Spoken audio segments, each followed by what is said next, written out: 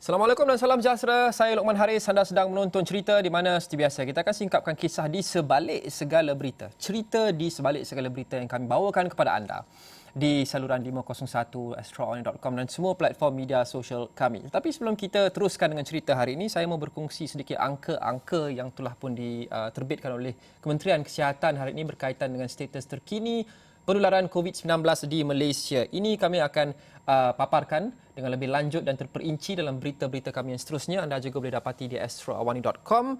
Apa yang perlu tahu hari ini adalah kes baru dicatatkan pada angka 1,576 kes. Kes sembuh 1,996 kes dan kita menyaksikan 2 lagi kematian baru. Jumlah kes di Malaysia kini 330,042 kes, jumlah kes aktif 14,360 kes. Ini maklumat yang baru saja kami terima dan kami akan memperincikan dengan lebih lanjut dalam buletin-buletin kami yang seterusnya dan sudah tentu laman web astroawani.com. Baik. Antara yang kita banyak membuat liputan sejak 2-3 hari lepas adalah 2 hari lepas sebenarnya. Perdana Menteri Tan Sri Muhyiddin Yassin mengumumkan pelaksanaan program strategik memperkasa rakyat dan ekonomi atau pemerkasa. Nilainya 20 bilion ringgit. Pelbagai inisiatif dan bantuan diumumkan termasuk peningkatan subsidi untuk pembelian telefon pintar dan peranti baru yang ditingkatkan kepada RM300. Bantuan kepada 2.4 juta orang yang hilang punca pendapatan, bantuan tunai RM500 kepada golongan B40 dan peruntukan khas untuk pengedaran vaksin COVID-19 yang ditingkatkan lagi kepada RM5 bilion. Ini antara beberapa intipati daripada pelbagai inisiatif yang diumumkan oleh Perdana Menteri dalam program pemerkasa yang diumumkan 2 hari lepas. Semua inisiatif ini adalah kita lalukan dengan baik. Tetapi kita perlu memastikan ianya dikomunikasikan dengan baik kepada semua golongan sasar untuk memastikan semua golongan yang kita sasarkan akan memperoleh semua yang akan diberikan oleh kerajaan ini. Dan apa pula reaksi daripada lapangan? Orang ramai bagaimana nombor-nombor yang besar ini akan membantu mereka mengurangkan beban keuangan yang mereka hadapi pasca COVID-19. Untuk itu kami bertanya kepada orang ramai hari ini di serata Malaysia. Dan salah satunya adalah di negeri Melaka.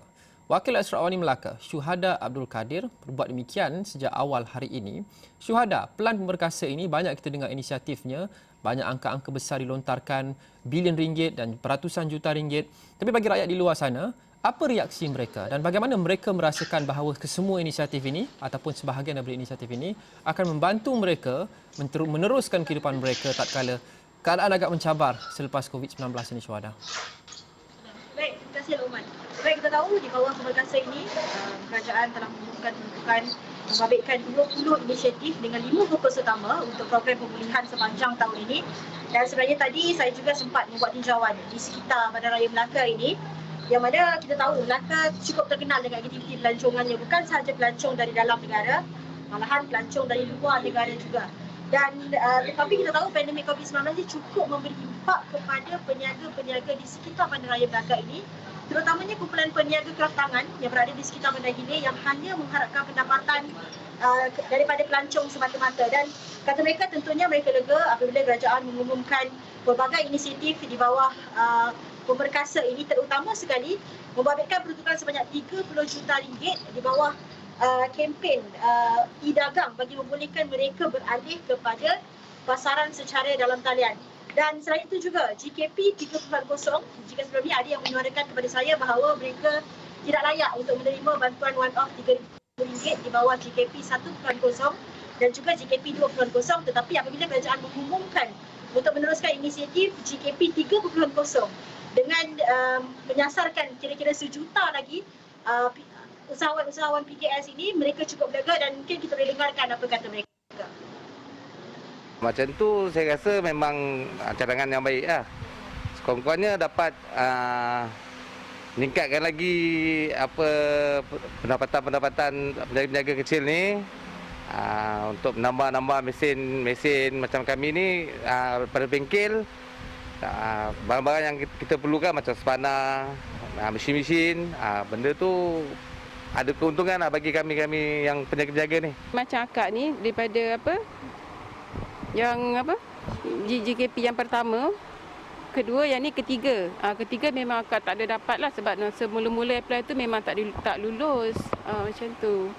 Tapi bila kerajaan umumkan macam ni, boleh merayu lagi kan, dia dapat banyak membantulah peniaga-peniaga. Macam sekarang ni, macam kita peniaga ni, walaupun berniaga ke tak berniaga, sewa kedai tetap kena bayar. Macam itulah.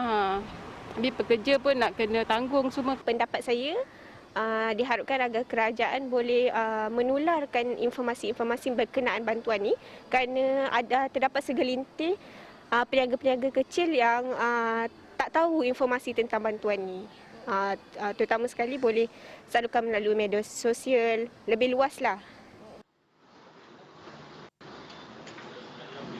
Okey, itu antara apa yang dikongsikan oleh mereka dan seperti yang disebutkan oleh Encik Sandri tadi, dia tidak layak untuk menerima GKP 1.0 dan juga 2.0 dengan alasan pendapatannya lebih 300,000 setahun, dan dengan bantuan peruntukan tambahan di bawah Tekun Nasional dan juga SME, dia merasakan ini adalah masa terbaik dan kerajaan sentiasa prihatin kepada golongan-golongan usahawan dan juga PKS sepertinya untuk memulihkan ekonomi mereka, menambahkan pendapatan mereka. Seperti Encik Zahuri tadi adalah pemilik bengkel dan katanya peruntukan ini, inisiatif ini membolehkannya untuk membeli equipment ataupun mesin-mesin baru untuk menjana lagi lebih pendapatan untuknya. Lokman. Ya.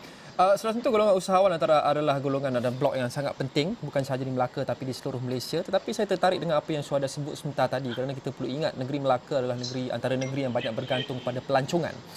Pemain sektor pelancongan antara yang paling banyak terkesan. Ada yang mengatakan mereka selepas COVID-19 semula menular, mereka yang pertama sekali yang terkesan, dan selepas semua ini surut mungkin mereka yang terakhir sekali untuk pulih. Berdasarkan pelan pemerkasa ini, apa reaksi golongan yang berada dalam sektor pelancongan? Kita ingin mendalami sektor ini yang banyak terkesan. Adakah mereka merasakan ada cukup untuk mereka untuk terus hidup dan meneruskan perniagaan mereka tatkala sebahagian besar daripada perniagaan mereka terkesan, pelancong asing tidak lagi boleh masuk dan sebagainya. Jadi bagaimana dengan pemain-pemain pelancongan? Baik, betul Oman. Di Melaka ni sebenarnya adalah usahawan-usahawan yang melibatkan pemain-pemain industri pelancongan ni sangat antara kumpulan yang paling terjejas teruk. Sebagai contoh seperti saya sebut tadi, peniaga-peniaga di sekitar Bandar Hilir Melaka yang mana pendapatan mereka hanya mengharapkan kepada kedatangan pelancong luar semata-mata. Mereka tidak perlu mengharapkan pelancong daripada luar negara seperti tahun-tahun sebelum ini, dengan hanya kalau kita dapat tengok pada tahun lepas, penghujung tahun lepas apabila kerajaan mengumumkan untuk merentas negeri, sedikit sebanyak membantu mereka untuk menjanakan pendapatan, untuk memulihkan sedikit sebanyak pendapatan mereka. Dan apa yang mereka harapkan sebenarnya adalah pelancongan. Selain Melaka sendiri ada melancarkan Melaka Visit Melaka, yang mana orang Melaka lawat ke Melaka. Selain itu mereka juga mengharapkan agar kerajaan segera memberi kelonggaran untuk merentas negeri supaya orang di sekitar, sekurang-kurangnya rakyat-rakyat dari negeri jiran boleh datang ke Melaka secara tidak langsung membantu menjana ekonomi Melaka. Ekonomi mereka sendiri sebenarnya, Lokman. Kita faham PKPP dilaksanakan di Melaka untuk mengingatkan orang ramai. Ada beberapa negeri sudah tentu kuasakan PKPB, termasuk Lembah Kelang dan juga PKPP. Bagaimana pelonggaran PKP ini membantu khasnya pemain sektor pelancongan di Melaka, tetapi juga semua usahawan lain? Adakah mereka merasakan perbezaan yang begitu besar selepas PKP ini dilonggarkan dan mereka mungkin menerima lebih ramai pelanggan ataupun pelancong domestik? Sebenarnya tadi saya juga sempat tanya kepada peniaga-peniaga di sekitar Bandaraya Melaka ini khususnya. Kata mereka selagi kerajaan belum membuka pintu sepadan untuk rentas negeri, senarionya masih lagi sama, Lokman, yang mana mereka hanya mengharapkan kepada pelancongan ataupun pelancong-pelancong di dalam Melaka semata-mata, yang mana bertahun-tahun mereka bertapak di sekitar Bandaraya Melaka ini. Pendapatan mereka boleh saya katakan 100% sebenarnya bergantung kepada pelancong luar itu sendiri, Lokman. Saudara, saya masukkan rentas negeri suatu tentu masih lagi tidak dibenarkan, tapi rentas daerah, kerana bagi setengah peniaga di luar sana ataupun pengusaha pelbagai jenis perniagaan, kebolehan untuk rentas daerah atau mukim juga banyak memberikan perbezaan pada mereka, apatah lagi rentas negeri. Apa impak yang kita saksikan di sana, Syuhada, di Melaka? Okey, untuk rentas negeri, kita tahu di Melaka ni sebenarnya daerahnya tak banyak, ada 3 sahaja. Melaka bukan negeri yang besar. Jadi sedikit sebanyak memang tidak dinafikan membantu, terutamanya pada hujung minggu. Kalau kita dapat tengok selepas pada beberapa minggu lepas, selepas kerajaan membenarkan untuk aktiviti rentas daerah, Melaka kembali orang kata riuh sedikit berbanding minggu-minggu sebelum ini. Dan ada juga peniaga, kalau sebelum ini mereka terpaksa membentuk perniagaan mereka berbulan-bulan mereka terpaksa betul, dan setidak-tidaknya apabila kerajaan mengumumkan untuk kebenaran merentas daerah, maksudnya orang di daerah Jasin dan juga orang di daerah Abu Gajah boleh sama-sama datang ke belakang ini, sedikit sebanyak membantu juga pendapatan mereka, Roman. Dan saya tertarik dengan apa yang disebut dalam klip audio tadi. Ada salah seorang usahawan kecil yang syuhada temu bual, Nur Atikah, mengatakan beliau menyambut baik inisiatif-inisiatif yang diumumkan dalam pemerkasa, tapi beliau pada masa yang sama mengharapkan agar satu, semua inisiatif-inisiatif ini sampai ke golongan yang benar-benar disasarkan, dan kedua adalah komunikasi berkenaan dengannya mungkin boleh ditambah baik lagi, kerana ada golongan-golongan usahawan sebagai contoh peniaga di luar sana, mereka mendapat semua inisiatif ini tapi mereka sendiri tidak tahu, mungkin mereka perlu mohon dan sebagainya, mereka tidak tahu berkenaan dengan ini. Dan mungkin mereka terlepas. Adakah ini masih lagi menjadi masalah besar, kesedaran dalam kalangan golongan-golongan yang ingin dibantu, khasnya usahawan kecil di kampung dan sebagainya, mereka tak tahu semua ini ditawarkan oleh kerajaan kepada mereka?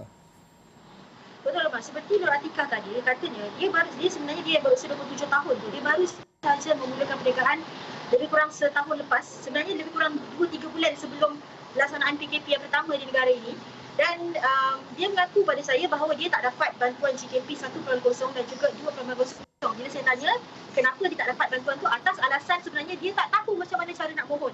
Dia tak dimaklumkan dan juga syarat-syarat apa yang diperlukan dia tak tahu, dan sedangkan dia mempunyai SSM dan dia layak untuk mendapat bantuan tu. Jadi dia memang lega bila kerajaan umumkan GKP 3.0.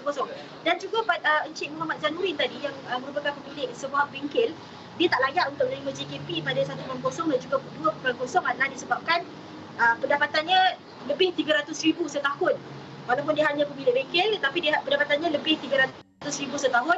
Tapi katanya apa yang diharapkan selepas ini, kerajaan menerusi mungkin agensi-agensi berkaitan seperti Jabatan Penerangan mungkin boleh turun ke lapangan, gerakkan lagi turun ke lapangan, sebab katanya ramai antara peniaga-peniaga yang berada di kawasan kampung ni tak tahu maklumat apa inisiatif yang kerajaan tawarkan, mungkin bagaimana untuk membuat permohonan dan juga apa syarat-syaratnya, mereka tak maklum. Mungkin ada lagi masa yang belum celik dengan penggunaan teknologi maklumat. Jadi mereka mengharapkan di peringkat pemimpin di peringkat bawahan ni, menerusi Jabatan Penerangan dan juga menerusi Jeperon, kalau di belakang ni kita ada Jeperon, mungkin boleh turun jumpa peniaga-peniaga di bawah ni dan salurkan, mungkin maklumkan apa inisiatif-inisiatif yang kerajaan telah tawarkan kepada peniaga-peniaga itu sendiri, Roman. Terima kasih Syuhada Abdul Kadir, Wakil Astro Awani Melaka. Maaf sedikit kualiti audionya sedikit kurang memuaskan di situ, kita menghadapi masalah teknikal. Tapi terima kasih Syu. Kita berhenti rehat seketika. Selepas ini kita mahu ke Kedah pula untuk bawakan kepada anda cerita di sebalik liputan Convention DAP Kedah 2021. Kita kembali selepas ini.